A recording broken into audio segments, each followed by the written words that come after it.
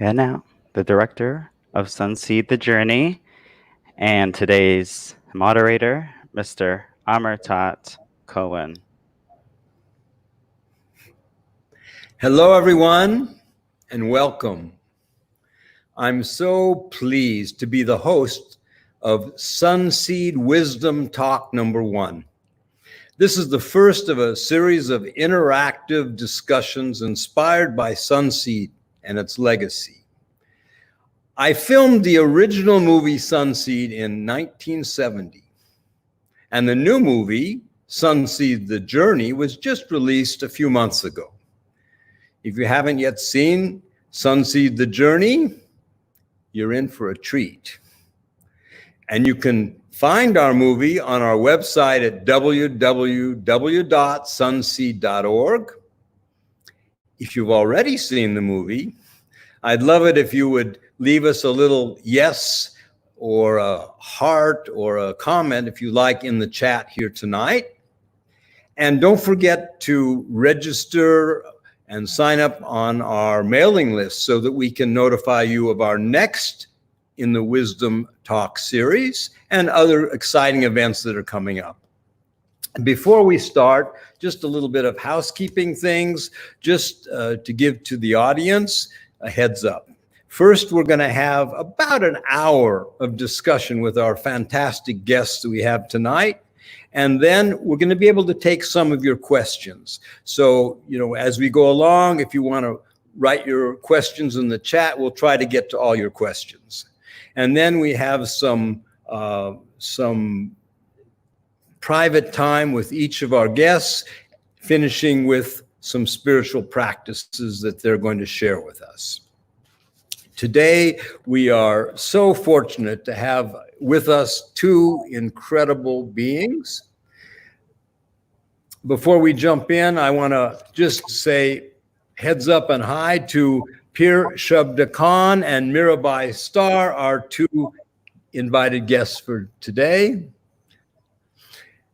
Pir Shabda Kahn is a spiritual director of the Sufi Ruhaniyat International, which is really the legacy of Murshid Samuel Lewis, who we affectionately have called Sufi Sam. You've seen him in the movie if you saw the movie. Pir Shabda is always in demand. He's a demanded lecturer, spiritual guide. He leads camps and retreats all around the world. And he's also an avid student of music. He's an accomplished musician, photographer, singer of Indian ragas, and much more. And our other guest, Mirabai Starr, is an amazing, amazing spiritual leader, a mother of four, a well-known lecturer and author and translator of great books. She was recognized this year by Watkins Magazine as one of the top 100 most spiritually influential living people. And in fact, she's actually in the magazine as in the top 20. So we're so honored to have you here, Mirabai. And most of all, she's a lovely, lovely human being.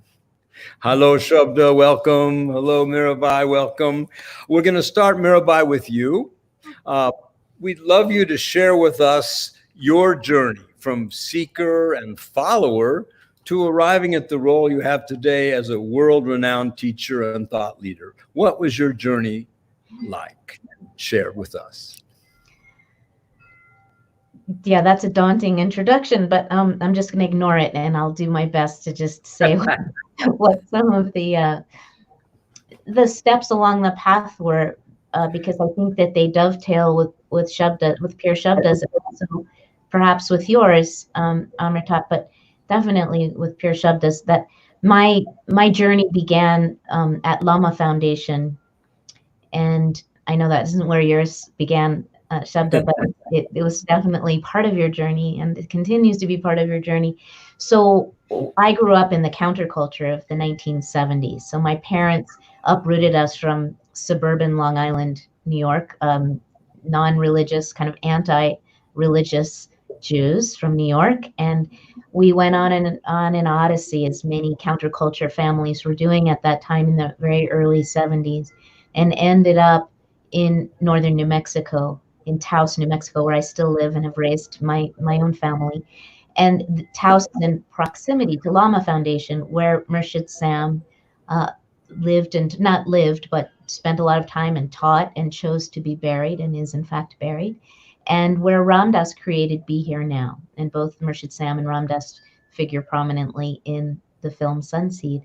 And they were both my earliest and most profound and enduring influences, both of them having a similar message of the unity and the diversity of the world's wisdom traditions. So being so young, when I was exposed to all of this, and then moving to Lama Foundation on my own from Taos, just an hour away, when I was 14,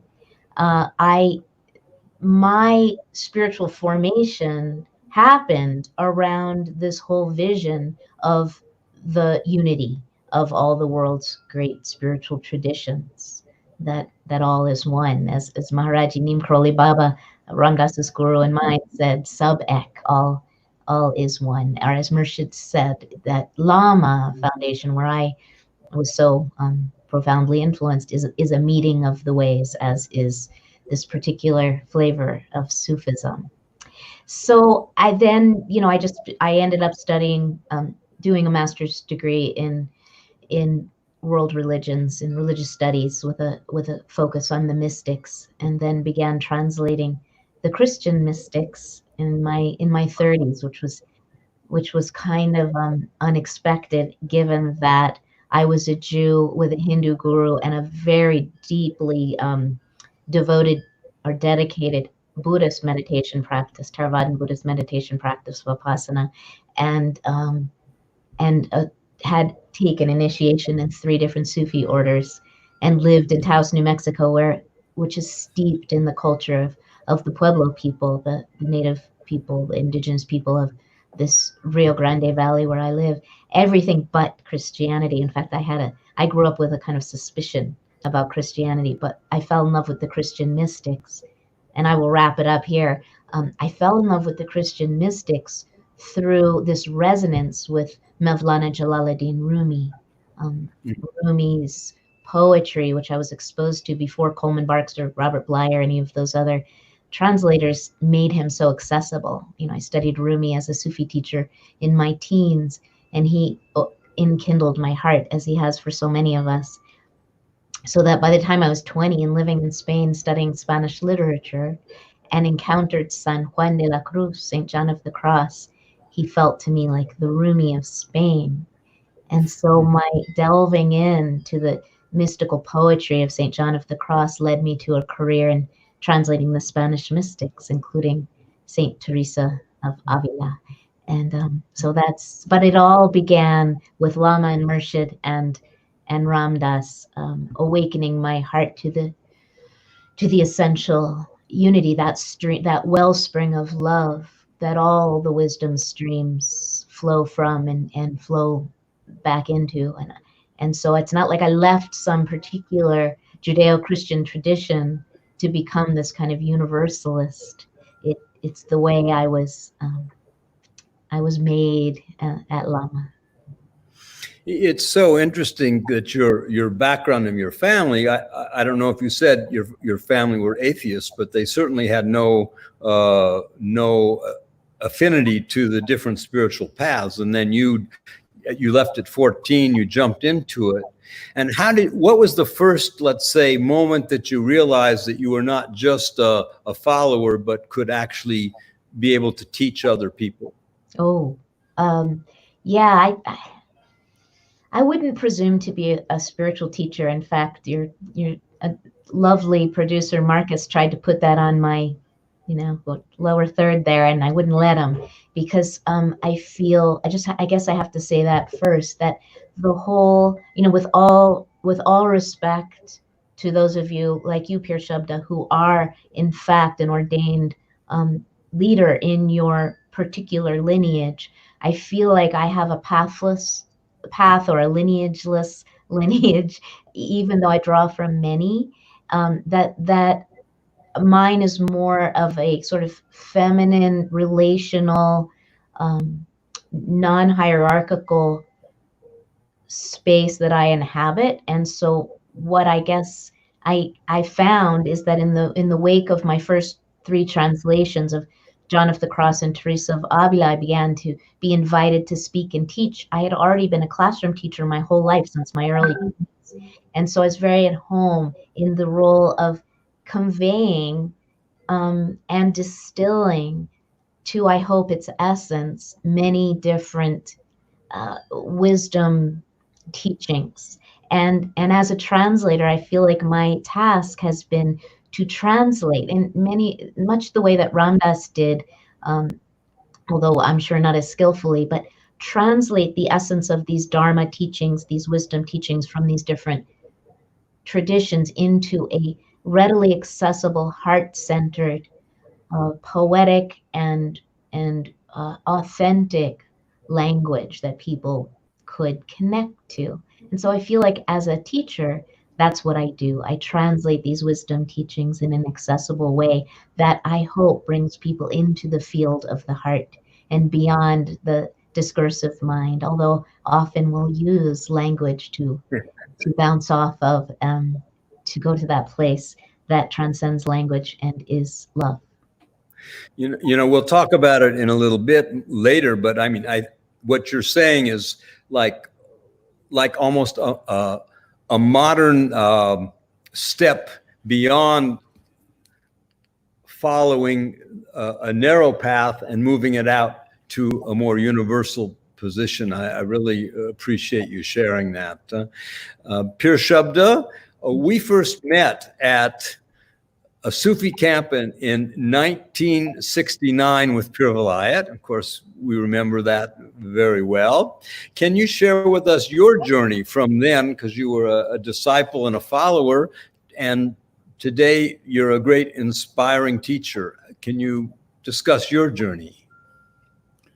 Thank you, and greetings and salutations to all the beings around the world who are joining us and making community, and I'm holding hands with you all in the best way I can. And even though we're missing the physical contact during this time on our planet, we're finding ways of bringing the world closer together. So I'm so happy to be here with you. And thank you for being here, Shabda. Thank you. And same with Mirabai. So happy to be with Mirabai. I loved her qualifications as a non-spiritual teacher. I'm going to aim for those qualifications so I can also be a non-spiritual teacher.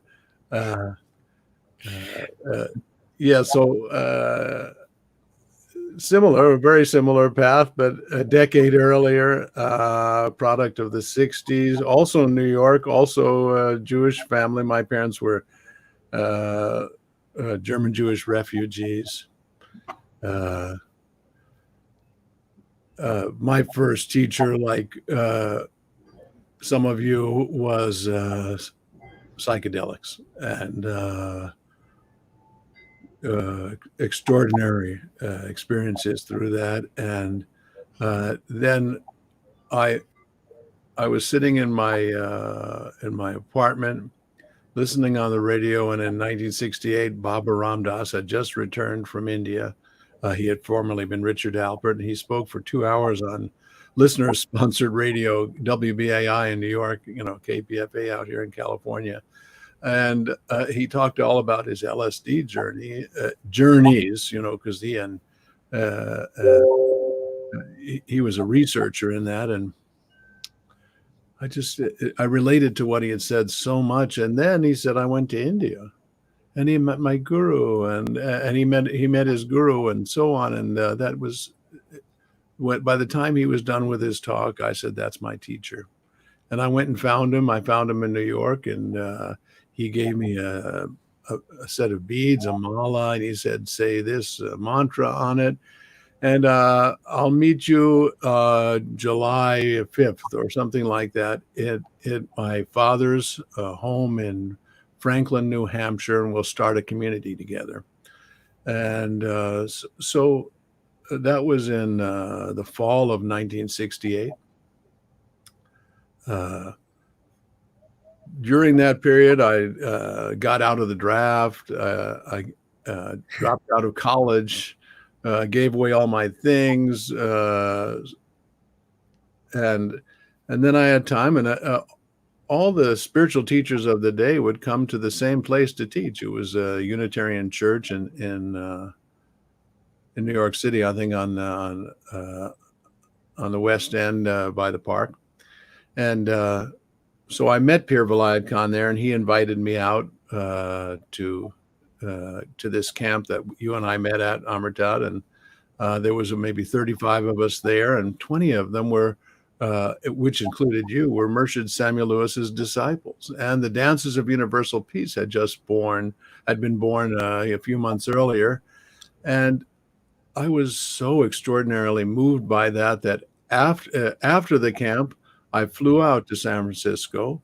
Met Murshid Samuel Lewis, stayed with you and your wife at the time, and then I returned to Franklin, New Hampshire, and started my life as a yogi. I was on silence for 4 months. I'd gotten skinny as a rail, fasting and yoga and so on and so forth. But as soon as that, I thought I'd be there forever until I was awakened. And that was super naive, which I was. And it only lasted for 4 months. By September or October, it became too cold to be in Franklin, New Hampshire, the northern part of our country. And it disbanded. And so there it was, got a Volkswagen bus and went across the country, stopping at Lama Foundation, 1969, meeting Asha and at all the people who were there, and arrived at Murshid Sam's door and became his disciple. And that really set the umbrella of my life. That Hazrat Inayat Khan, Murshid Samuel Lewis, their teachings, their Hazrat Inayat Khan was Murshid Samuel Lewis's teacher. And sorry, I'm going on so long. It's hard to put a journey in 2 minutes, but Hazrat Inayat Khan was the first Sufi master to come to the West in 1910. He was also the first Indian classical musician to come to America. And he brought a message that was completely universal, that was not only the universality of religious ideals, but the universality of human ideals, and encouraged so had an esoteric message of practices and traditional Sufi practices that could carry one into this condition of limitless freedom, but then also wanted the world to understand that this was the message of the day. And then that was carried forth again by our teacher, Amartat Murshid Samuel Lewis, who brought the Dances of Universal Peace, which anyone practicing those knows right away that there is a universal message.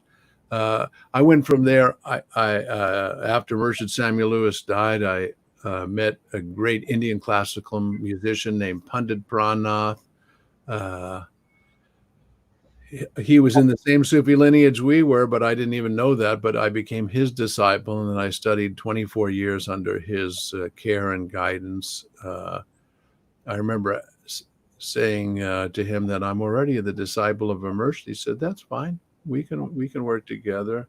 And then we've always had the care of Murshid Sam's very close friend, Joe Miller. Joe and Gwen Miller, really, he and his wife were resident saints in San Francisco, and they guided us all along until their death in the 90s. Joe has a great moment in the movie at the end, in the funeral there of Murshid Sam. It's just a memorable moment. He was so powerful. Yeah, and so he was in my life, but living in my life for 30, 40 years. So what a great honor and pleasure. And then last, in the early 80s, both my wife and I became disciples of an extraordinary Tibetan master, His Holiness the 12th Taisitu Rinpoche. And we've had so many deep adventures with him, and so much guidance in my life. And there you have it. Married, I've been married 45 years, and so on. A couple grandchildren. Your experiences and Mirabai's experiences are really quite similar in the sense that you've encompassed and incorporated in your own life these quite different traditions, but with the common thread. And Sunseed the movie and Sunseed the journey really had the same elements in it. The central theme of the original movie Sunseed, which is in Sunseed the journey as well, is there are many paths to the one. And now, 50 years later, how has the world changed? I think I'll start, Mirabai, with you. Because you talk about the meeting of the ways, the different threads that come together. How, in your view, does Sunseed the journey speak to the current generation and generations? And did the spiritual teachers who we followed, you think that what was started brought about a real transformation in thinking today, or we still have a long way to go? Mm-hmm. Yes and yes. I think it's both are true. So, many of the people come into my sphere. I'm in kind of a spiritual bubble. I mostly speak to privileged white people of different generations. Thankfully, there's more and more diversity of people being drawn to my work. I think especially as I enter the realm of the women mystics and feminine mysticism, it's reaching a more diverse audience. But people that I speak to and hang out with are mostly on a serious spiritual journey that, whether they know it or not, was influenced by the people in your film. Like all the people that you gathered all those years ago that you recognized to be these wisdom leaders who were transforming the consciousness of an entire generation were and did. And that a lot of the younger people who don't even necessarily know all those wisdom teachers have been able to engage deeply on a spiritual path because of them. So what I'm noticing about the emerging consciousness of spiritual seekers, especially younger people, millennials and a little older, is that the line, let's see, how do I say this? The lines between contemplative life or cultivating an inner life and being of service in the world are blurred. It's not like one or the other. It's not like you're a political activist or you're a meditator. One gives rise to the other in a much more organic way than I think it did back then, even though many young people were engaged in the anti-war movement and wanted to alleviate suffering in the world. There was more of an inner focus and more of an individual quest for enlightenment.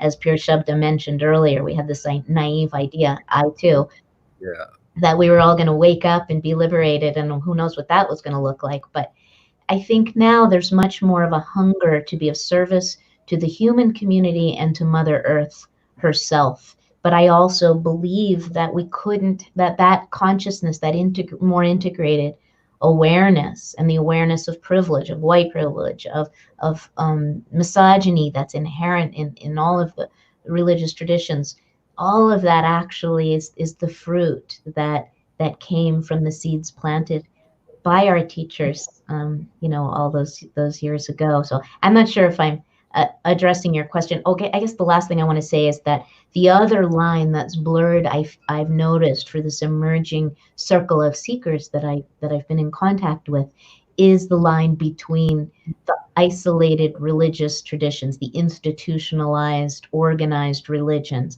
Doesn't really make sense to the younger people who are on fire for spiritual experience, but wary of institutionalized religion. And so there's this thing that's happening that Murshid Sam so beautifully lived, especially through the dances of universal peace, where they are drawing from the wisdom stream, various wisdom streams, these younger people, but not in a superficial way, not as from the consumerist culture. I mean, that's happening too, but there's a lot of depth in looking to these different wisdom traditions for the authentic, life-giving treasures that lie at the heart of all of them, and no problem dispensing with the aspects of religion and religiosity that are divisive and separate us and encourage us to otherize. They have no patience for that. So I have deep reverence for this emerging generation of spiritual seekers. Well, you've written a lot about the inner spiritual quest and how that might be a little bit different than the interfaith, or the same as the interfaith movement. And you're very active in trying to bring together many different belief systems, as is Shabda. Before I get to Shabda, just how do you see your role, Mirabai, in furthering that dialogue? And do you think it's important that we pursue that? And how is it changing today? You said how it's changing because the young people have a little difference, but yeah, I'm so glad you asked that question. So just quickly, the difference that I see, and Shabda, I'd be curious to see if this resonates for you, between interfaith and interspiritual, is that the interfaith movement, which I think has been for at least a century an important peacemaking activity in community, in the global community, is about representatives of each of the faith traditions coming together around the proverbial table and sharing what is most beautiful about each of their traditions, also sharing, openly, vulnerably, what is problematic in each of their traditions, listening with great respect, and building tolerance. That's been the interfaith movement. Interspirituality, which is a problematic term, but we don't seem to have a better one right now, maybe some of you do, is much more about experience, moving beyond an intellectual orientation to each of the faith traditions and entering in, like Ramdas says, getting yourself wet. Don't be afraid to get wet. Like entering into those wisdom streams, immersing yourself, and having an experience that is potentially a transformational experience in a tradition that is maybe unfamiliar or different, and allowing it to change your heart. So that's an interspiritual path.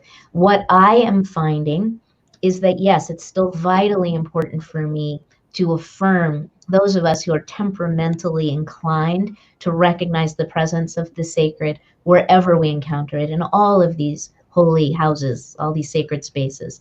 And the difference in how I felt about this 10 years ago when I wrote God of Love, for instance, and how I feel about it now, is that it's vitally, urgently important that we enter these sacred spaces with respect and reverence for those cultural traditions that we are interfacing with, so that we aren't just, those of us who are privileged white people from the United States or Europe, aren't just blithely helping ourselves to the treasures, to the cultural treasures of other peoples without proper permission, respect, attribution as we do so. And at the same time, not being afraid to follow the promptings of our hearts that say, yes, there is truth, there is truth, there is truth. There's love here, there's love here,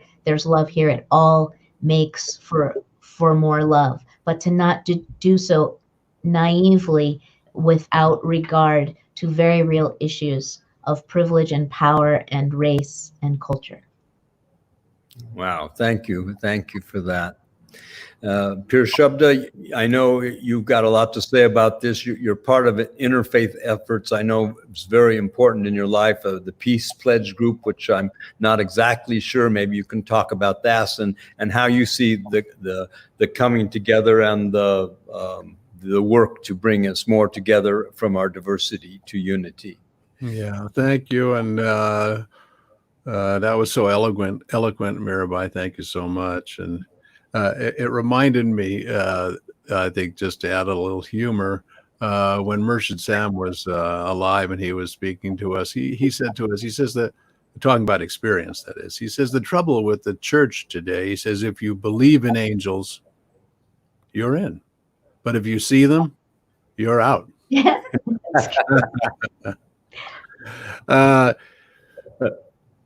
Interfaith,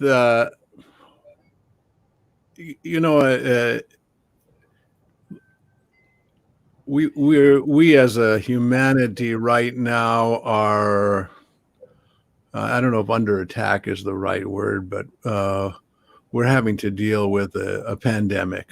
And naturally, as a mystic or as a human, we should always ask the question, what is that here to teach us, aside from using wisdom to do our best to save lives and relieve suffering.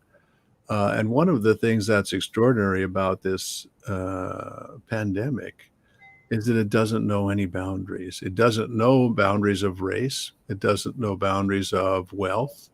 It doesn't know boundaries of religion. It doesn't know boundaries of countries and so on. And so that might be one of the greatest lessons that we could pay attention to. Can we approach our life that way, that all life is sacred? And as Mirabai hinted at, not just human life, but all life, all the life that's visible to us and all the life that's invisible to us. From the Sufi side, or mysticism side, mysticism is based on experience, not on philosophy teachings. This is an old 11th century master that Murshid Samuel Lewis used to quote all the time, Imam al-Ghazali. Sufism is based on experience, not on premise. So that's from the wisdom side and from the mysticism side. I've had so many experiences of interfaith that showed how important they were when I was so fed up with it. One time we were at a Sufi symposium where Sufi leaders, this is about 20 years ago, from around the world had come together. And a very fundamentalist sheikh, I think from Kuwait or Saudi, or had come to us, and he was ranting at the women, what they should be doing and how they should be covering. And I wanted to, basically, I want to take my clothes off and run around naked or something. It's not just, it was so revolting. And I went to our organizer, a wonderful woman, Sufi master, and I said to her, how could you bring someone like this into our symposium? And she said, I understand what you're saying, but you have no idea how much he had to move and change his point of view to be with us. Mm-hmm. And so I learned from that. And that happened again. I think it was 2003. I was on an interfaith peace pilgrimage to Syria. And we were up in the mountains at an old monastery called Der Mar Musa. It had been a monastery in the 10th century and had been revived by a Jesuit priest. And we were having an interfaith dialogue with head of the Armenian Coptic Church was there, and Shia imams and the Sufi masters and so on. Wasn't totally interfaith, but for that area it was. And we were talking about peace in Israel, and the Shia imam said, he said, I used to live in my apartment building when I was a child. There were Jewish people on this side and Christian people here. And we all got along. We played together as kids. But since the Zionists came, no, Israel's got to go. It's no good. It has to go. There's no place for it. And that was that. And we kept trying to say, that we understand what you're saying, but that just won't work. You have to find a way to coexist and to find a dialogue and so on. And he had nothing to do with it. And it was very disappointing. I remember feeling great disappointment. And a week later, we were back in Damascus, and he ran the mosque and the shrine of a young woman named Ruqayya, a beautiful, beautiful shrine. And I had been there and prayed there and sang zikr there. And so he invited us there, and we were standing in the courtyard, and he arrived. And the first thing he said to us was, I haven't stopped thinking about what we talked about. Wow. And so I felt the meaning of interfaith. We have to get to know each other. We've got to see we're human beings. And certainly many people come from the position that I believe in there's only one God, and my God is the best. And we have to gradually move that there is nothing but God, that we, even the thought of self is an adapted notion. And so I find great value and meaning in interfaith. And it's also, we as spiritual leaders or religious leaders, when we stand on a podium with other religious leaders of other faiths, we're demonstrating to our followers at least to be tolerant. And I heard Mirabai say that, where interfaith builds tolerance. So that's just some reflections. You had asked about, I am in a group called the Peace Pledge Pilgrimage, and we took religious leaders, and finally we realized that's not enough. And then there were, obviously, when we started with religious leaders, there were too many men, and then we started balancing out men and women. And then we realized, oh no, we need, then scientists joined us, and then educators joined us, and then politicians joined us. And so to show the universality through all of these threads. And then I think one of the most dramatic things we did is we went together as a group of spiritual, religious, scientific, educational, political leaders to Greenland to bear witness to the devastation of the polar ice cap and the threat to human life and life in general by human action. And we went from there to Assisi as a group and had a big gathering there to try to show not only universality, but that loving kindness and compassion from human beings would be the source of changing the condition of our world today. Well, the very existence of the human race as we know it is in question. And I think Mirabai mentioned a little bit, you're mentioning it, how the yoga and mindfulness communities are becoming more and more aware and active in this awareness. So maybe you could both speak a little bit of how you see the greater mindfulness community can help create solutions for climate change, the depletion of the Earth's resources, and basically what we can do now to try to make a difference. Shabda, you want to start because you were already going in that direction. Yeah. Thank you. And it's a very important question, and I feel it's again part of the message of this virus that's arising for me. And I would put forth a couple of words and then kind of center around them. There's a principle called coherence. Could be called resonance. It's similar to what's called entrainment, very much what's called cooperation. So in a sense, from the virus side, it's clear that the scientists in general are cooperating, not based on gender, not based on wealth, and not based on country or political views. They're cooperating to help humanity. So that sense of cooperation. But there is a principle called coherence, a scientific principle that's extraordinary.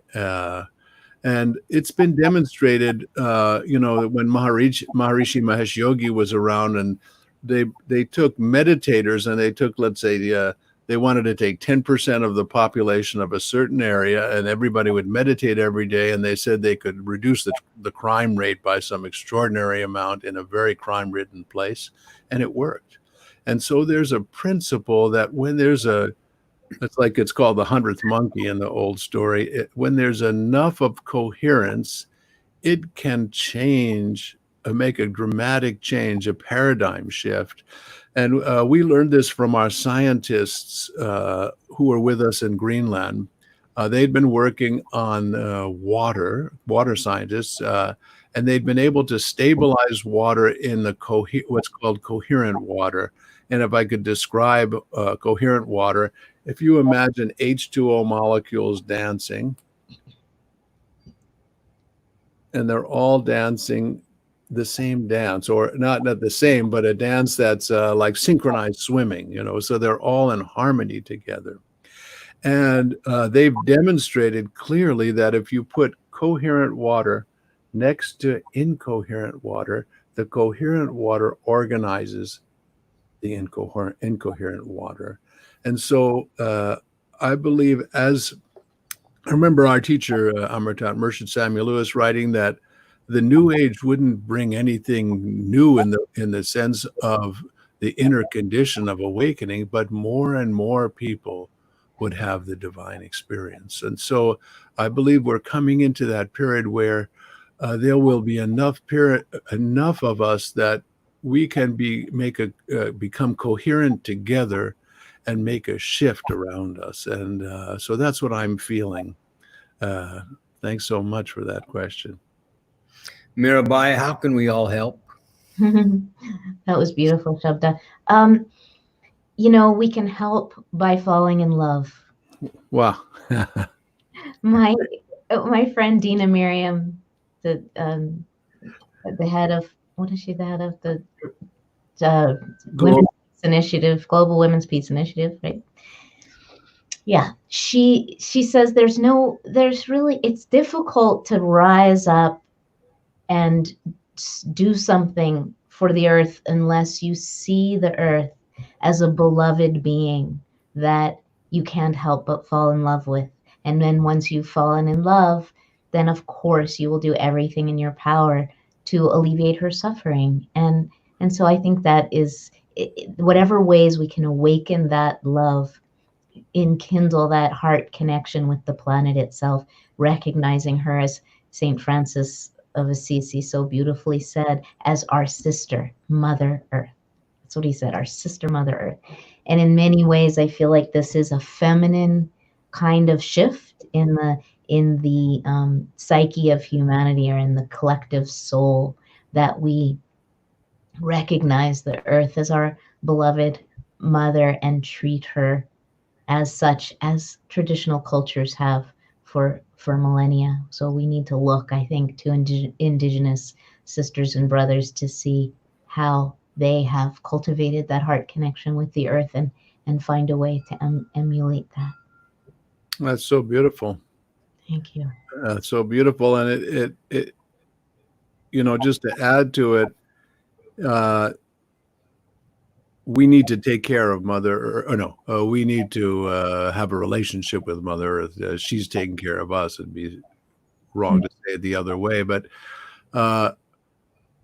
if I sit in my backyard and I have my all the plants and the birds and the animals around, I feel the plants are living beings and I communicate with them. And so now that, like you said, once I've made a relationship that I see the earth is a living being and the parts of the earth are living, that I have a relationship with, then naturally I'll take care of them. And so I think that that is the most beautiful way to view it, to make a relationship with love, to the living beings that surround us, earth, water, fire, and air included. Yes. Really, to get back to loving is, as you say, I think is really the key. I spent some time with Jane Goodall, and you can see when she speaks, it's all out of love for every creature on this planet. Let's change gears a little bit. Mirabai, you've written about the mystics. We've talked a little bit about it. You've translated Saint John of the Cross and Saint Teresa of Avila. Can you tell us a little bit about the passion of the mystic and how that influences your own life and your own path? Mm-hmm. Well, I already mentioned that I fell in love with San Juan de la Cruz, St. John of the Cross, through Rumi, because they resonated so much, and Rumi already had my heart. And I would say that I really connected with a lot of the women mystics, especially Teresa of Avila, through my namesake, Mirabai. Ram Dass gave me the name Mirabai when I was 14, and I was given that name because I was in this school that I mentioned that was run by Lama Foundation, but was in Taos, that was an alternative school where all the great spiritual teachers of the time came through, and that just seemed normal to me. And there was a point at which a couple of Neem Karoli Baba devotees, who happened to be our drama and music teachers, had returned from India, and they came back with a comic book, those Indian comic books of the stories of the lives of the deities and the saints. And it was the story of Mirabai. I still have it here, the comic book. And the kids wrote this. I don't know if you knew about this, Shabda, if you remember that from those days. We wrote a musical about the life of Mirabai, because we kind of took it on the road and we performed it a lot. And we wrote all the music, although we used some traditional bhajans from India, and the dance. We choreographed the dance and we wrote all the lines. And I was cast as Mirabai, and we did the premiere at Lama Foundation in the big, large adobe geodesic, well, more or less geodesic dome at Lama, the iconic structure. It was quite an extraordinary experience. But right before we opened the play, my boyfriend died, my first love. So I was 14 years old. I just turned 14. Philip, he was killed in a gun accident here in Taos, and I was shattered. And there's something about that shattering, that shattered space. When I entered that dome dressed as Mirabai in Sharda's wedding sari, I felt that I was emptied. I was hollow, and she came through with this fire, this like fire of bhakti yoga, of the yoga of devotion, of passion, of longing, love longing for Krishna, the God of love. And that awakened my heart with this fire of longing that continued to burn in every aspect of my life, and really set me on my spiritual path, so that it wasn't just a play that I was in, which is why Ram Dass gave me the name a year later, because he recognized that passion in me, and I began to really delve into the poetry of Mirabai. In fact, I still have a fantasy of learning enough Hindi to be able to translate her. But that opened the door for me, to all these great women mystics of multiple traditions. Rabia, in the Sufi tradition, the 9th century Sufi poet, and Lala, who was a Kashmiri poet, and Teresa of Avila, and all the host of Christian mystic women who also experienced this fire of love longing that itself became the portal or the opening into a state of union with the beloved. So that's really infused every aspect of my own path and my work, as a translator and teacher. Oh, thank you for that. I'll come back to you in a minute. I'd love to hear a great Ram Dass story that you might give us. But first, I want to just jump over to Pir Shabda a moment, because you're a Sufi, and the Sufis are considered by some to be the mystical expression of Islam. How would you define a mystic and a Sufi? Yeah, thank you for the question.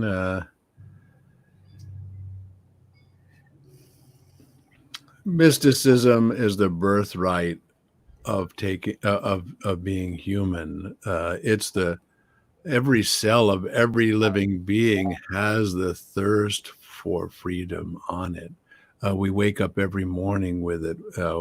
We wake up with there's something that's calling us. We don't know what it is. Maybe we could say it's the path of happiness, to be happy, but those are placeholder words. And so to me, Sufism is pure mysticism. It's not a brand name.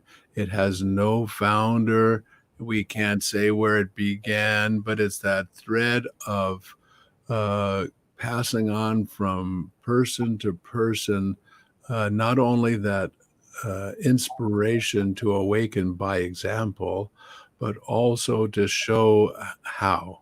And so Sufism in every country in this world is different, and it should be suited to the people that it's with. So for us, from my training with Hazrat Inayat Khan, Murshid Samuel Lewis, Sufism, you could say someone who breathes well, someone who breathes well, someone who's awakened love. The word Sufi didn't arise till the 10th century, even though Prophet Muhammad and Islam began 7th century. And even the historians don't know the root. There's many guesses. They say the first guess, Sophia, wisdom, from the Greek, Safa, purity, from the Arabic, Suf, which was from the Persian, which is a rough wool that you would imagine St. Francis would have worn, but the mystics wore. And Ain al-Sof, the people of the bench, the people who came to Medina. So you could say the Sufis are the people who are on sofas, but from the name. But it's mysticism, and Sufism based on experience, not premise. So what does that mean? In another way, it's like saying, okay, what kind of car do you drive? The Toyota, are you in the Toyota religion, or is the car just the vehicle to take you to your destination and you get out of the car? Freedom isn't owned by a car, by a vehicle. And so we think of Sufism as awakening, not as a vehicle. What was the other question? What is a Sufi? What is a mystic? I think, you touched upon them, but. Yeah. The quest for freedom, for awakening, and for what it looks like, simple, if you look at it, or as you begin, it looks very narcissistic. I want to awaken. But if you include the recognition that as you awaken, you're deconstructing that notion of self, of selfish, and you become selfless, or you become the grand self. And so that grand self includes everything. And so if I think about my physical body, I want my organs to cooperate with one another. I want my heart to have a good relationship with my liver, and my so on and so forth. And if they don't, I don't have good health. And so when you say, I see all beings as self, as myself, or when if I asked you the question, if I asked all of you to think about the question, where's the altar of God? And then you might all say, well, it's everywhere. But if you said that, then that might be the way we feel, but we want our experience to live up to that, so that when we see the mean person, the horrible person, the murderer, the rapist, or the beautiful person, or the flower, or the food chain, so we see it all as part of one being. So in that way, awakening, when you awaken for the benefit of all sentient beings in all realms, because that goodwill of loving kindness and compassion is for all beings, because you are experiencing yourself as the whole world. If I were to tell you, I take care of my hand, you'd say, well, but big deal, it's part of you. And so it's like that. It's for all sentient beings, because all sentient beings are my body. A great explanation from a mystic about the mystic experience. Well, we're students, like all of you. And I had said so. Hazrat Anakan said so beautifully. When you approach the horizon recedes. So where we might enjoy our current condition, we're still, like Mirabai said earlier, we're still thirsty. We're hungry. We want to grow more. We want to grow more. Well, we've got a lot of hungry people out there asking questions, but I've still got a couple more questions, but at least this one, Mirabai, which is really important for our time. As you know, the consciousness and roles of women have changed radically over the 50 years since I made the original film Sunseed.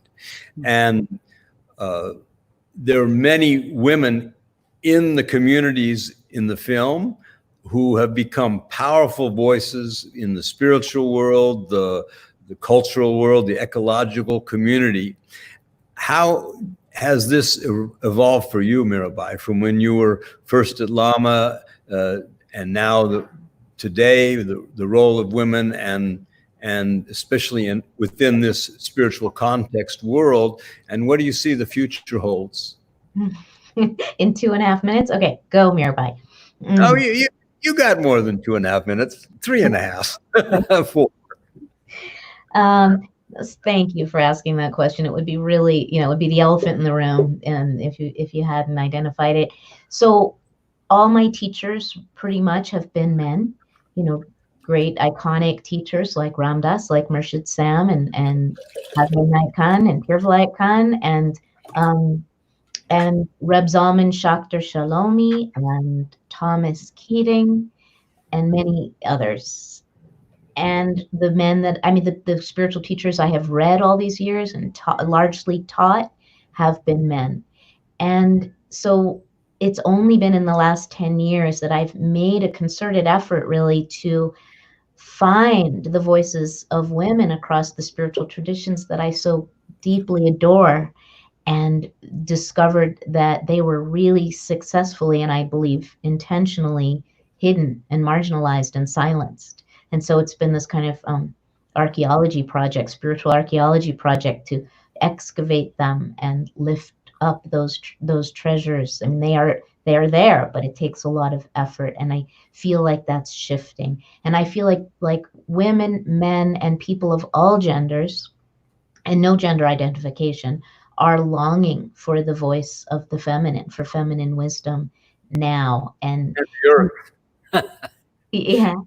And so some women, this is the difference between now and when you made the film Amritat, is that many women have now been ordained in their respective lineages as rabbis, as acharyas, as roshis and lamas and priests. And that's wonderful. But in many ways, they have to sort of recapitulate the very structures that have historically oppressed them in order to attain their position, and they work hard for that. But there's this whole other emerging circle, I would call it, of women who aren't actually interested in being ordained in those traditional ways, and have a much more relational, egalitarian view of spiritual community. And there's no map for that. And so we're kind of building it as we go. And it's very much an interspiritual community, I would say, but it doesn't jettison the important, beautiful teachings of all the world's religious traditions and some kind of new age, pulp. It draws deeply on the wisdom of those traditions, but through the feminine lens, and with rooted in feminine values. And I'm talking about women, men, everybody here. Feminine values of loving kindness and fierce truth telling, and creativity and sensuality and connectedness to the earth and each other. And these are the driving energies of this sort of mystical feminism that I'm experiencing now. Yeah, I want to advocate for Mirabai, and she's such a beautiful voice for what's being called forth, not only in her writings, but as a speaker and as someone who looks in the heart as a way to express without making somebody wrong today. But all of us wish this, but it's more difficult being in what appears like a man's body to advocate for feminine wisdom, or for the voice of women. Let's not say feminine wisdom, because I can advocate for that, but for women to have a real voice. And so, and I just want to give a plug to my wife, who is on that same ray, and written an extraordinary book called Untold: A History of the Wives of Prophet Muhammad. I have it right here in front of me, behind my computer. It's an incredible book. Oh, that's great. So when I read that, these women came alive for me, and I saw that, well, we've all played with the word his story, and we didn't get her story because the writers were all men, and so now her story is coming out. Many people are working on that, and it's an amazing time. The paradigm shift will continue to happen. I remember I was leading the Urs celebration of Hazrat Inayat Khan. That means the day of his passing. We celebrate it every year on February 5th. I think this was 2010 or 2007, maybe 2007. We had a large group of people there. There were hundreds of people there. And my co-leader was Murshida Taj Inayat, one of the great women teachers of the day. And she and I had agreed that we wanted her to be the one to give the first words to say, welcome everyone, and here we are, to try to shift the paradigm. That was our genuine wish. And we got to the shrine, and we all filled the shrine, and the Qawwalis sang, and then they handed the microphone to her, and she started to speak, and there were hundreds of people, so 300, 400 people. The microphone, the electrical system went down. Finally, she was just talking like this. No one could hear what she was saying. And then she was done. It was my turn to sing a raga concert. I sat down. The minute I sat down, the sound system worked. Wow. And it was just an example of how hard it is to shift a paradigm. I don't think there was any, it wasn't a plot by anyone. It just was the universe still saying, okay, you have to work harder if you want this paradigm to shift. So let's work on it, all of us together, and do our best to not make a whole bunch of devils out of everybody else, but work together and hold hands and change the way this planet works. Well, thank you both, for all these memorable insights. We'll have more coming, of course, right now. But Pir Shabda, that's Taj, right? You were talking about. She's in the film, like you said. She's one of the 3 women in the film who actually speaks. And yeah, so.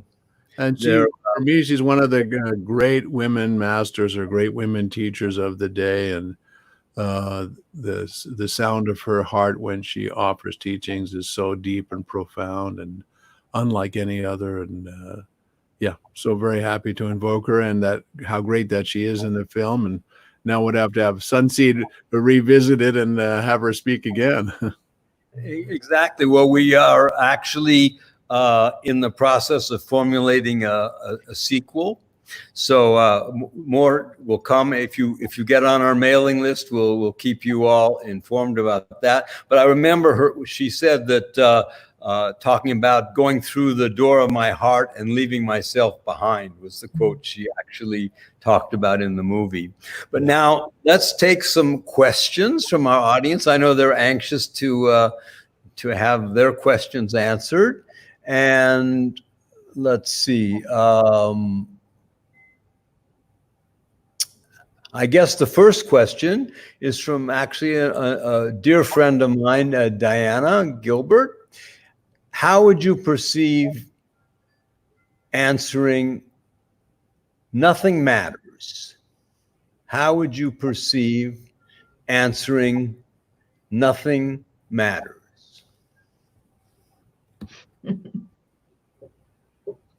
So whoever wants to jump in. Go ahead, Mirabai. I'm happy to speak, but go ahead. I'll just be brief because I don't have a lot to say except that I think I was an existentialist first before I was even on a spiritual path, in that I kind of glimpsed early on, maybe because I had a lot of death in my young life, that none of it actually really matters. But behind that what the existentialists call that nausea, or that emptiness, that despair, that angst, was a sense of, when you come to grips with none of it really matters, you have access to what really does matter, which is beyond all that. And I was just thinking about this morning, getting ready for this gathering, and asking to just be made hollow so that whatever needed to come through would come. And right in that, this is like a Zen koan that you're asking, friend. But right in that was this sense of, there's nothing to worry about because none of it really matters. But it wasn't like, oh, who cares? It's just Amritat's little movie. It wasn't that kind of nothing matters. It was, nothing you have to say is going to shift the axis of the earth. And all you can do is invite people into the landscape of the heart, where transformation may or may not happen. And that gives me this lightness with which I can walk through the world. So it's very easy for me to go to that place of, it doesn't really matter. That's very familiar to me and feels like a very rich place to abide. So thank you for that insightful question, that koan. Great. Yeah. If I'm in pain, it'd be hard or if someone's in pain, it'd be hard for me to say to them, oh, come on, get over it. Nothing matters. No, you don't get to say that to them. We only get to say that ourselves. Very important distinction. Oh yeah, I wasn't speaking as a response to what you had said. Not at all. Yeah, I felt you had included that, and so what I feel the root of it is that that essence of our being, whether you call it God, ocean, as Rumi said, we have to move from feeling like we're a drop in the ocean to we're the ocean in a drop.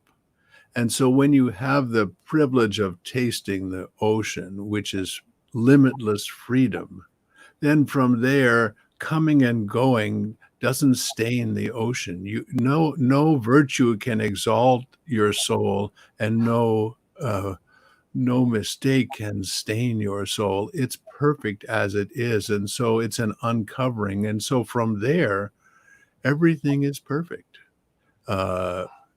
no thing. There is no separate thing. It's all interdependent. It isn't even the right word. It's one body.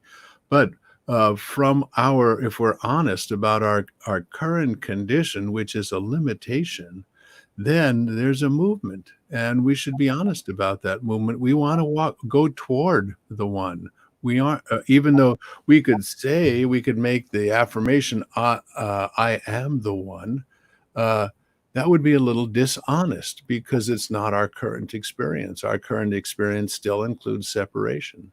So, in honesty, I want to manifest loving kindness and compassion and care toward myself and to all beings in all realms, to relieve suffering and to encourage limitless freedom, which is the place where no thing matters, or everything is perfect might be the turnaround.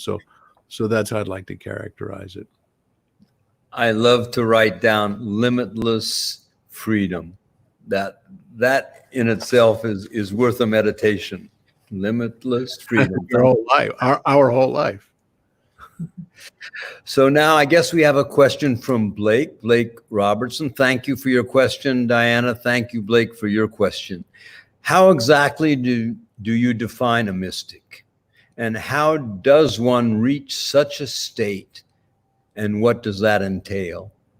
And he keeps going. Eternal gratitude for all the wisdom and love you all continue to share with us now. So again, the question, how exactly do you define a mystic, and how does one reach such a state, and what does that entail? Thank you, Blake, for your question. And I think Pir Shabda really addressed it earlier, that and invoked Murshid Sam, that mysticism is about experience, direct experience. So the classical definition, the academic definition, is a mystic is one who has a direct experience of the sacred, unmediated through ordained representatives, priests, or whatever. Even prescribed rituals may open the door to the experience, but the experience itself transcends all forms and is a direct experience, usually characterized by love. And so if that's the definition, I think all of us, as Shabda said, it's our birthright. All of us have mystical experiences, sometimes on a daily basis, just encountering something of beauty. A bird drinking out of a fountain can momentarily suspend our sense of being an individual, separate self, separated from all that is. And actually, there's a moment of merging, with the one, and recognizing ourselves as being part of that one. So I think we experience it on a regular basis by virtue of being humans, especially humans with our hearts open to the wonder and awe of being alive.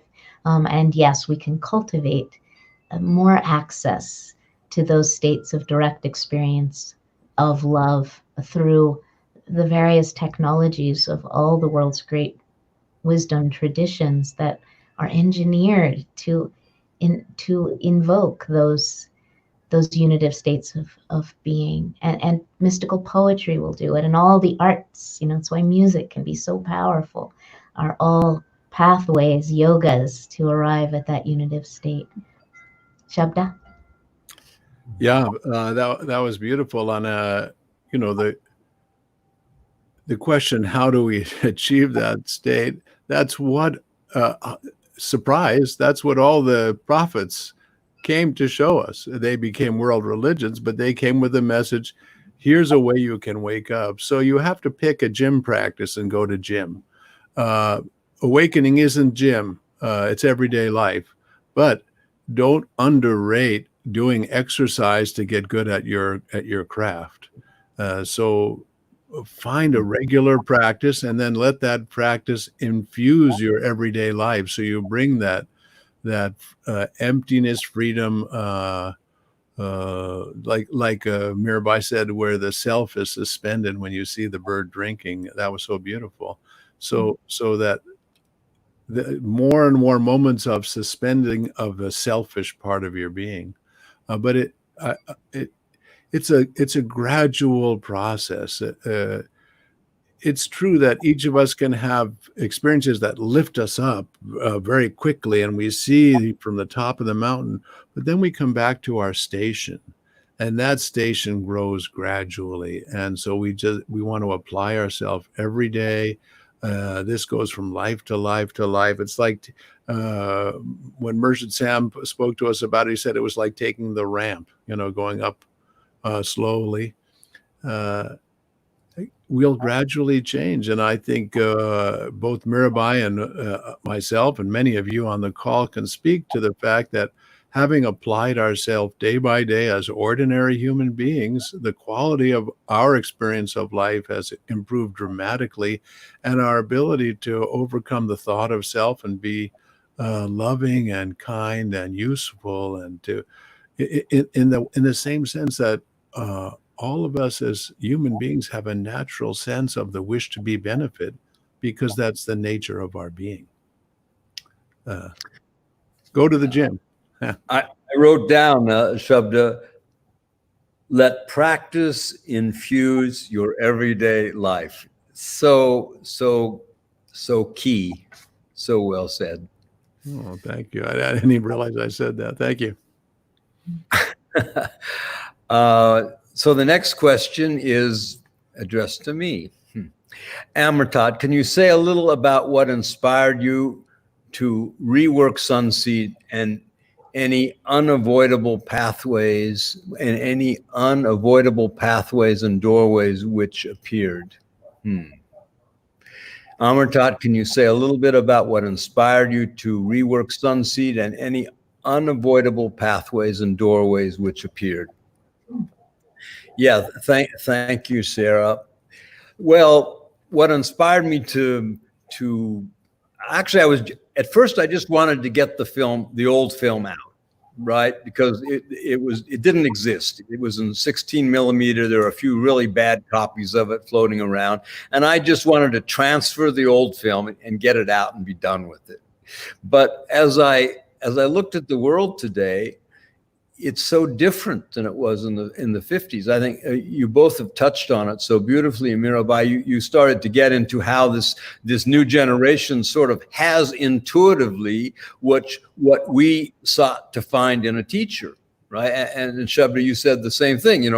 When I was with Lama Govinda in the movie, I said, "Can you give me a practice and a method of obtaining enlightenment?" He sort of twinkled at me and said, "Well, I think you better start with something a little simpler." Right. So, but that's, and when I first met Ram Dass, I was drawn by the story of I guess you could say, the miracle of what this Nim Karoli Baba person was able to bring out in the world. So the world has changed. And when I thought of putting the old film out, I didn't think it would reach people.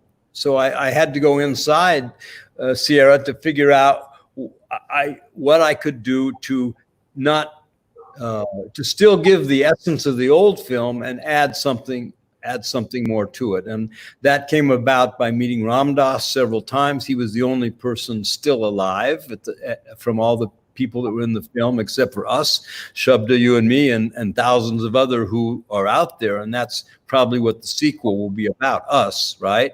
But so Ram Dass he's a bookend in the movie, starts and ends it, brought some wisdom in. And then I realized that the original film had no narration. It was just an experience. But in today's world, I feel we wanted to communicate to people a little more what this was about and what the context of it was. And thank God Peter Coyote was there and helped write the narration that goes through the new version of the film now and really puts it into the context and brings out a little more of each of the scenes that are there. And of course, Sierra, yes, what's not there is us, the people that came from the movie Sunseed. What did this mean? What effect did this have on the world? I wanted to ask you two about that, because in a way I didn't get there in the movie. And so, yeah, that's something still to be explored. You know, it's the question everybody has. Well, it was great. And you hit it so well, Mirabai. You know, we're a group of privileged people. I mean, basically, who are the spiritual community has to take on another life to it. And I know Trudy, who's with Jack Cornfield, is very much involved in that dialogue as well. Many people are. And that's also not there, Sierra. We have to try to embrace a lot of different cultures who come from many different places on our planet and with totally different experiences if this is really going to be a universal message. I don't know if you both want to add something more, but yeah. Okay, next question. Nikki Lastreto, if I'm saying it right, please talk about the growth of goddess awareness today. Swami, I see. This is Nikki, who's with Swami Chaitanya. I don't think I pronounced it right. Chaitanya, who is my cameraman on the film Sunseed when we went to India. He's an old college buddy of mine from Wesleyan University. We were on the track team together, and he's changed totally. But Nikki, can you put the question up again that Nikki said? Please talk. Hi, Nikki and Swami. Please talk about the growth of goddess awareness today. I think Mirabai will answer that. From one goddess to another, right? Thank you for the question. I often think when I hear questions like that of Reb Zalman's widow, Eve Ilsen, who, when she speaks about the Shekhinah, which is the indwelling feminine presence in Jewish mysticism, that the Shekhinah is not Mrs. God. So it's not like the goddess is the feminine alternative to the god. Or I think about Kali and Durga in the Hindu tradition. It's not like, they're just the goddess up against the god, or the consorts of the gods like Sita and Lakshmi and others. The goddess is God. So the goddess is God. And I think what people are recognizing is that the imbalance in the way we have been conditioned to relate to ultimate reality, which of course transcends all gender, is that the default paradigm is masculine. It has been that the world's religions were built by and for and to accommodate and reflect the experience of male people.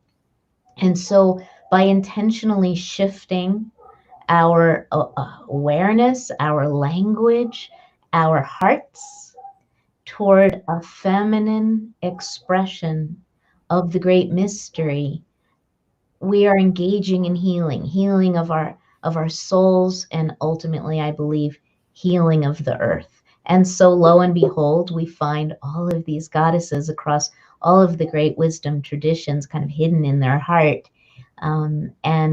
And we're looking to them now, not just women, but especially women, but people of all genders, to reflect something that has been missing from our collective heart experience. And the goddess represents love and compassion and mercy and kindness and all of those sweet attributes. And she also represents all of the fierce attributes of, cutting through illusion and speaking truth to power and unleashing wildness.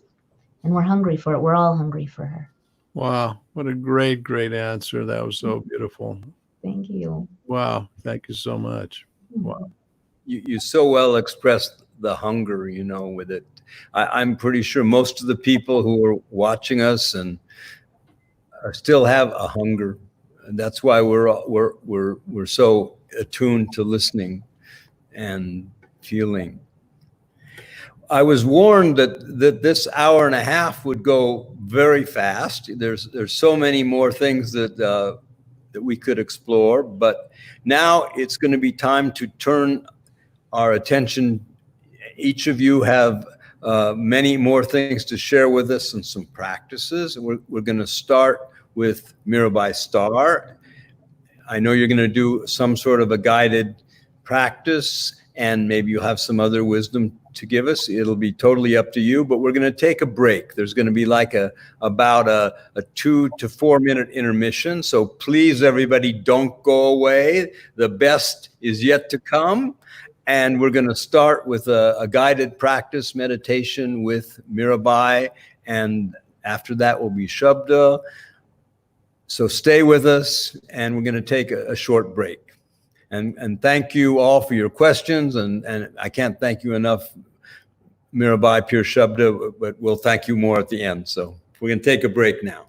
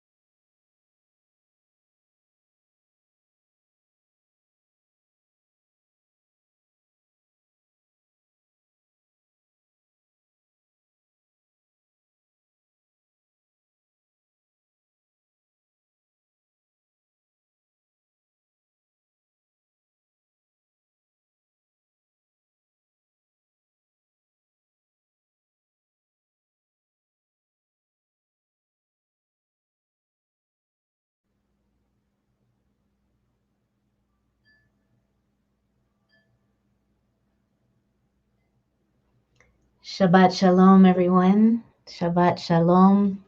Peaceful Sabbath to you.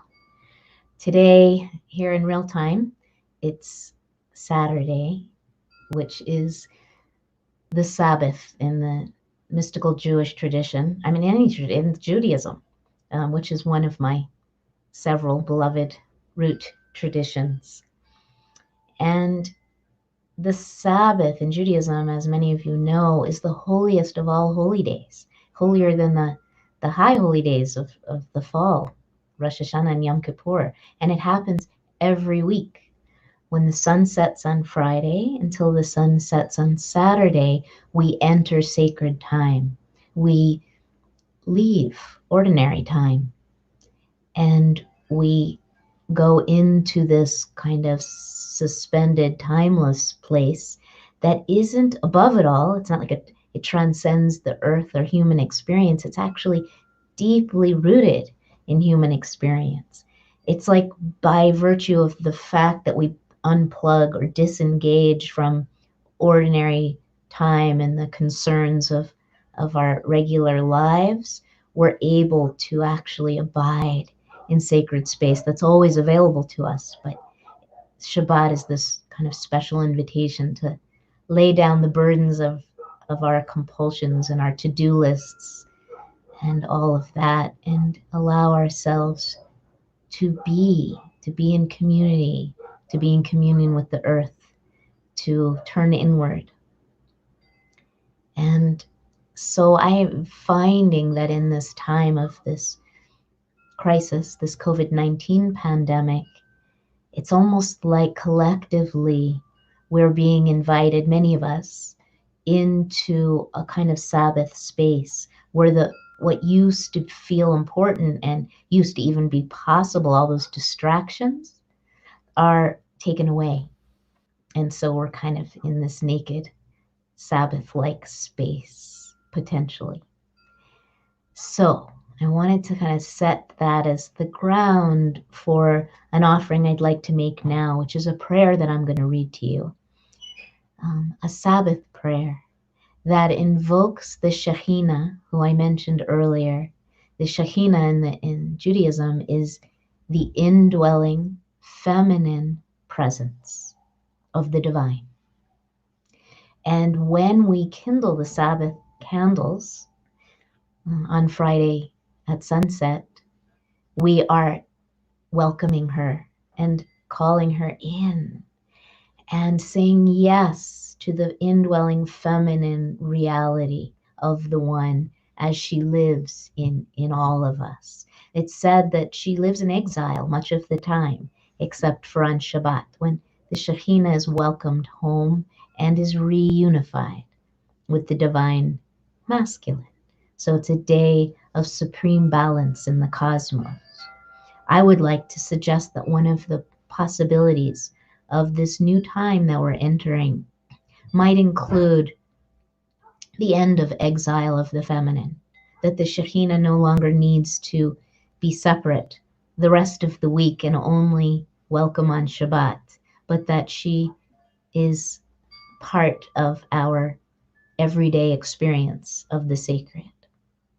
So I'm going to light this candle. It's not a Shabbat candle, but in interspiritual fashion, I will light this beautiful candle that represents our collective experience of love. And I would like to read to you this prayer to the Shekhinah. This is from my new book, Wild Mercy. Wild Mercy. This is a prayer I wrote to invoke her as I began to write this book about women mystics across the spiritual traditions. And it has ended up being a prayer that has gone around the world in multiple forms, even put to music by a classical composer. And so I think it transcends, I certainly hope it transcends the limitations of one tradition and speaks to us all, or even any one gender, and speaks to us all. So I invite you to take a breath and either allow your eyes to close or just turn your gaze inward as I share this prayer as a contemplative practice, a Lectio Divina, sacred reading. And invite you to invite her, the Shekhinah, into your own soul today. O Shekhinah, yours is the feminine face of the holy, the luminous moon who lights up the night as we travel from captivity to liberation. The pillar of fire who guides our way home.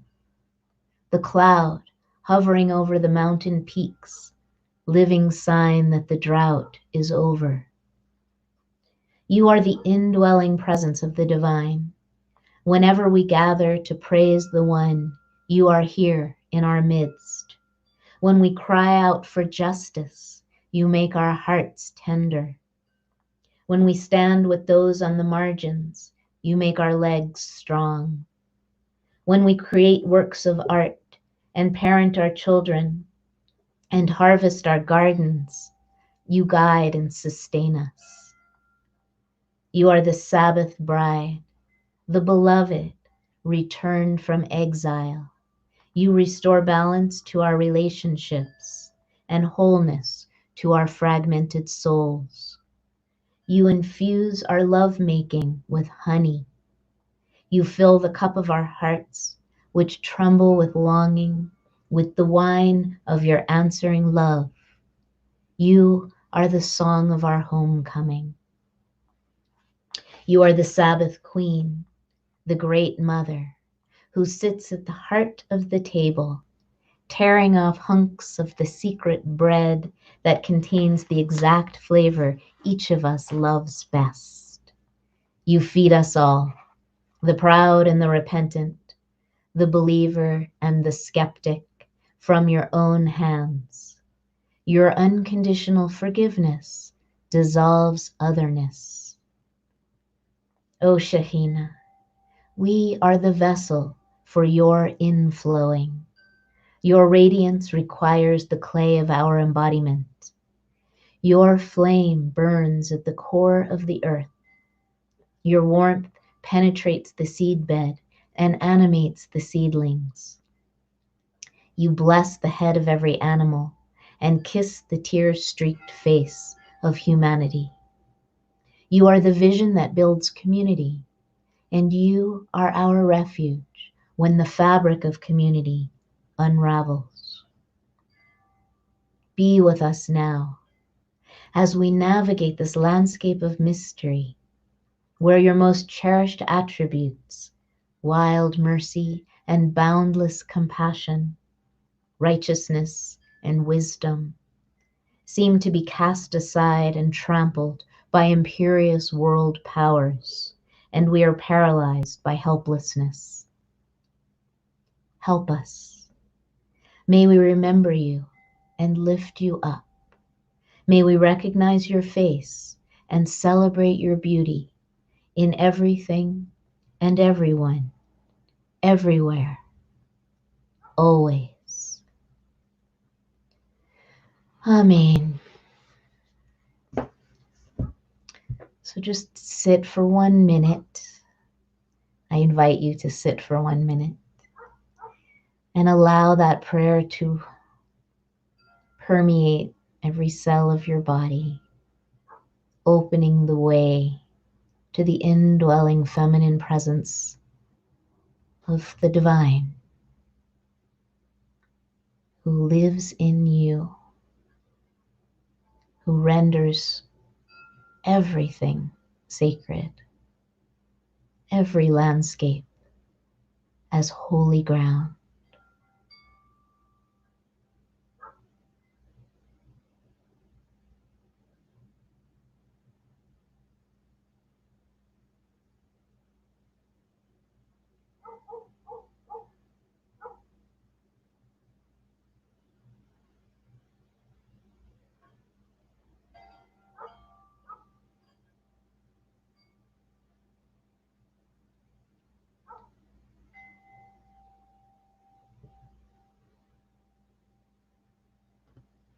Thank you.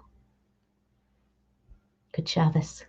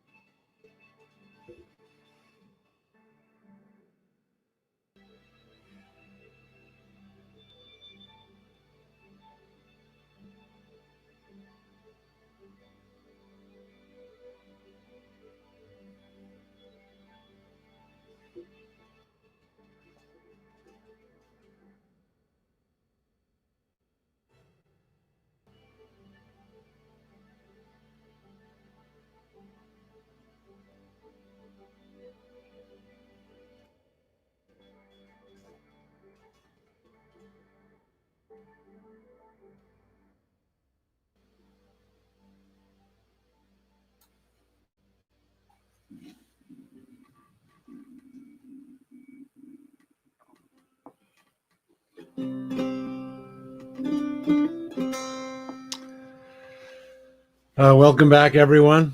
This is my beautiful wife of almost half a decade, to Mom.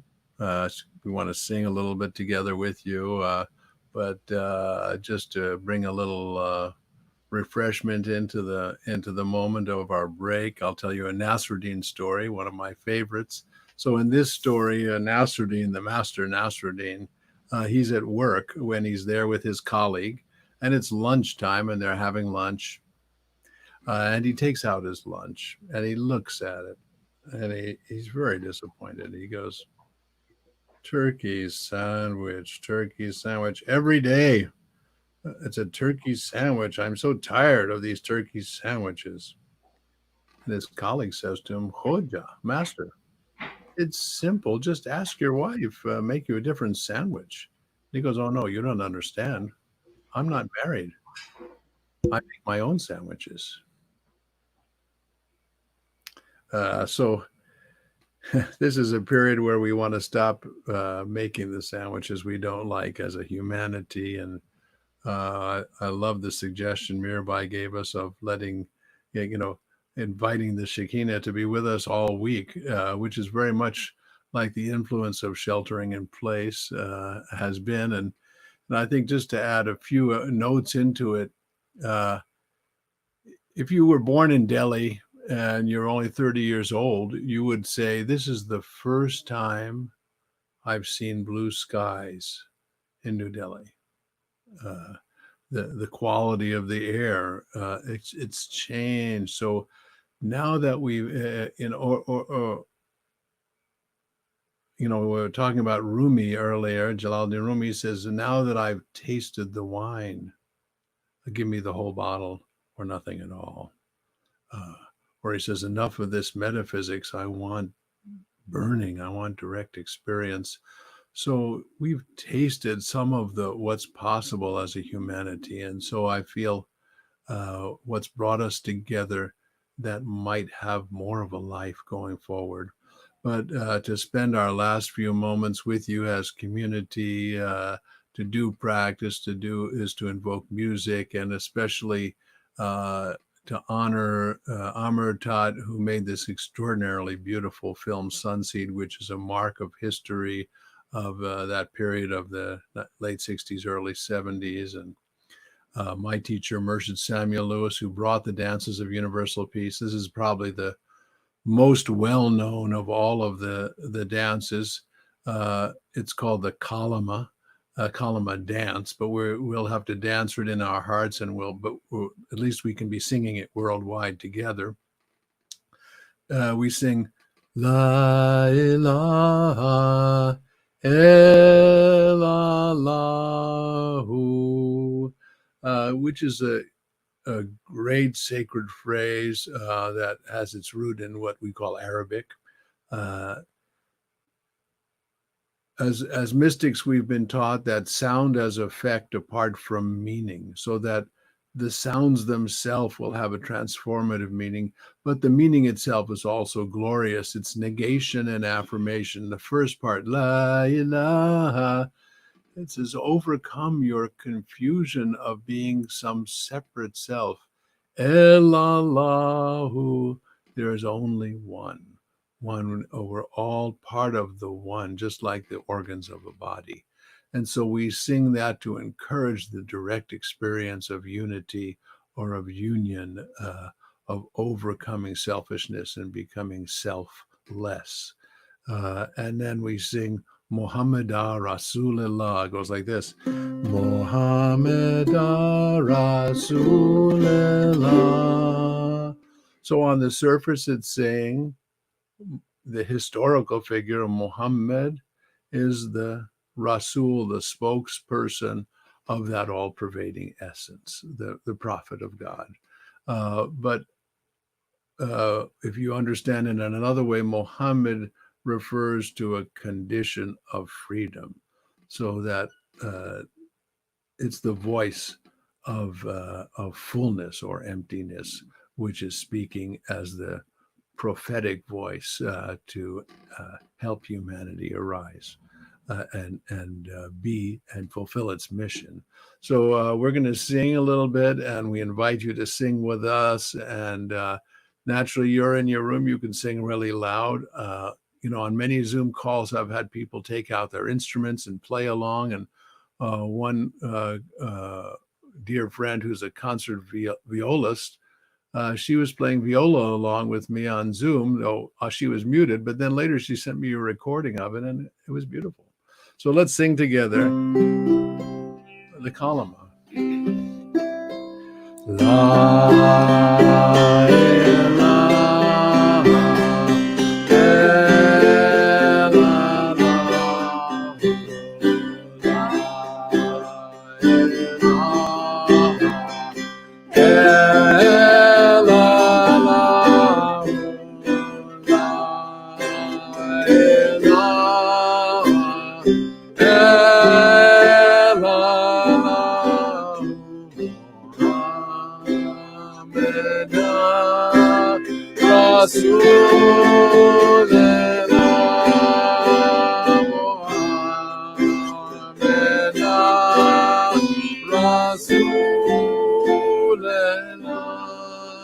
So I know many of you know this who are listening, and many of you who are listening have never heard this before.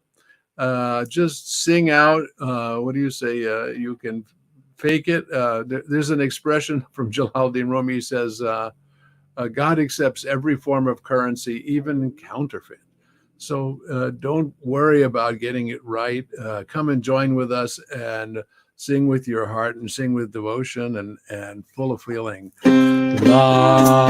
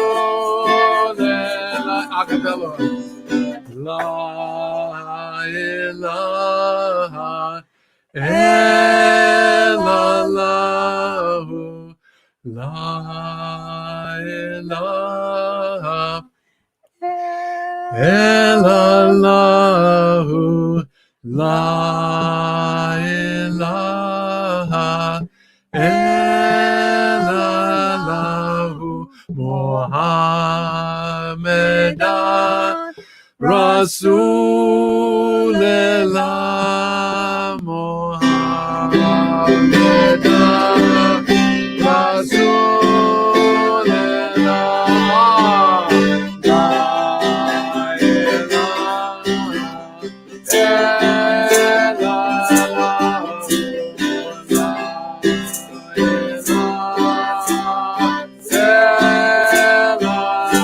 La ilaha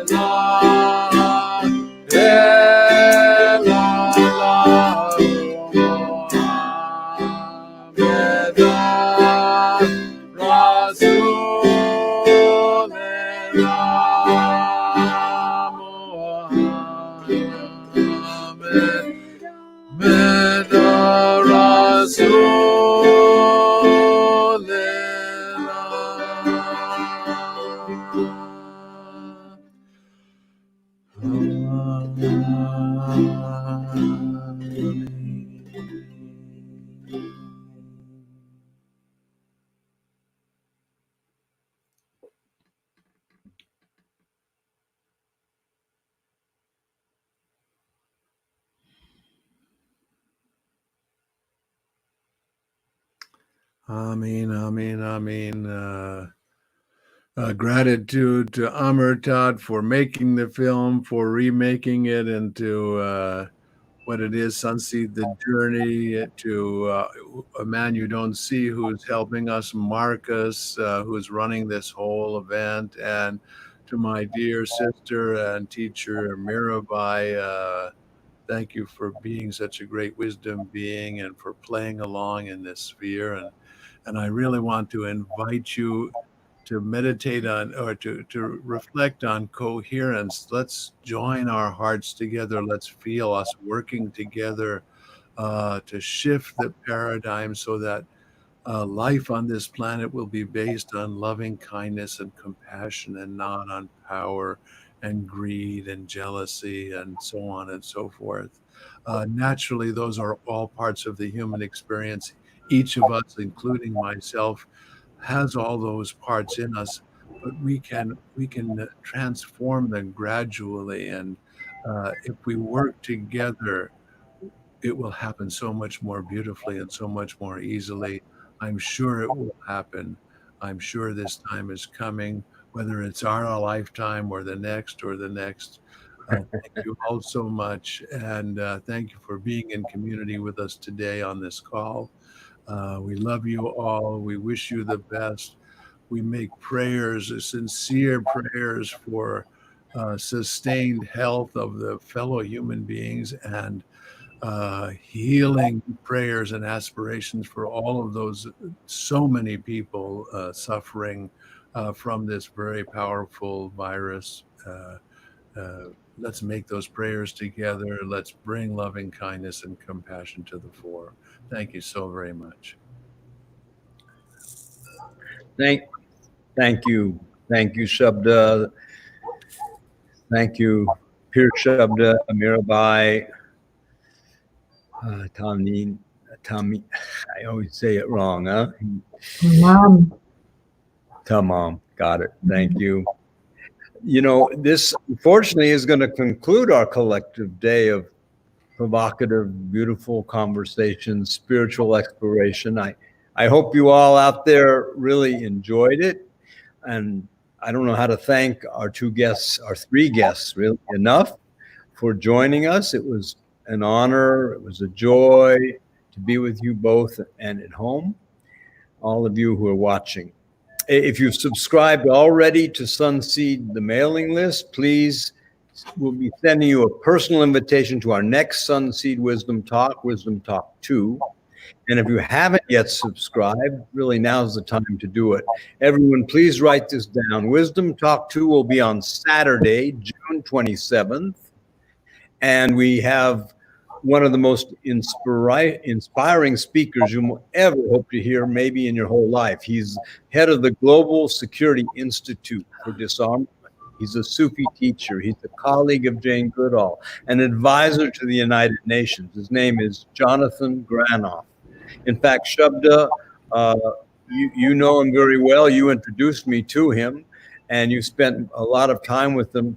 Could you just tell us briefly why we don't want to miss this incredible moment with him? And by the way, there will be another incredible woman leader with Jonathan, but I leave that as a special surprise for later. Yeah. How wonderful to get a chance to listen to Jonathan Granoff. He's one of our closest friends, both of us, and we've had a friendship for probably 30 years.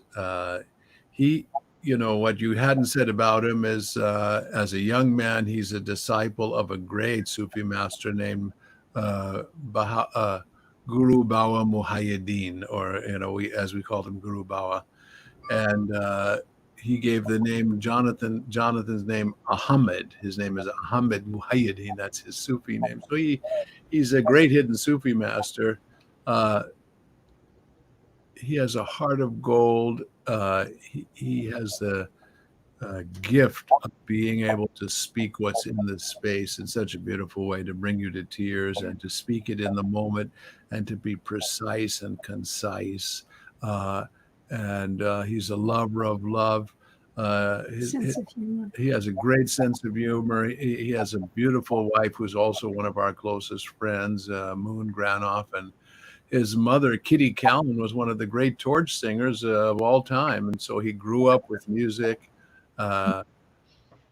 He's a great, wonderful mystic of the day, and he's in there in the good fight, if you want to call it that. He's the head of the Global Security Institute to end the world of nuclear weaponry. He's been dedicated to that. He's been the head of that for 15 years. It was handed to him by the two people who started, Mikhail Gorbachev, former premier of Russia, and Alan Cranston, Senator Alan Cranston from California. And he's everywhere. And we've traveled. We've camped in the snow in Greenland together. We've been in Assisi together. We've been in India together. We've been in Morocco together. We've been in so many places. He's such a wonderful voice for sanity and for humanity. So I encourage you all to make time and be with him. And I certainly want to learn every minute I can. I want to learn from him and take teachings from him. Every time I hear him, my mouth goes open, and tonight my heart got open because of your beautiful sharing, Mirabai and Pir Shabda and Mom, your beautiful voice. Thank you both. Thank you all for listening. It's been a memorable time, and it's auspicious because this is the last day of Ramadan. Yes, at least here in Malaysia. I'm in Malaysia at the moment. We just had our last break fast meal today, and now tomorrow it's feasting time for the next month. For all of you, may you all be blessed. Shabbat Shalom, Namaste, Assalamu alaikum. Ramadan Mubarak. What'd you say? Ramadan Mubarak. Ramadan. Mubarak, absolutely. And good morning or good evening, wherever you are. See you the next time for Sunseed Wisdom Talks. Blessings.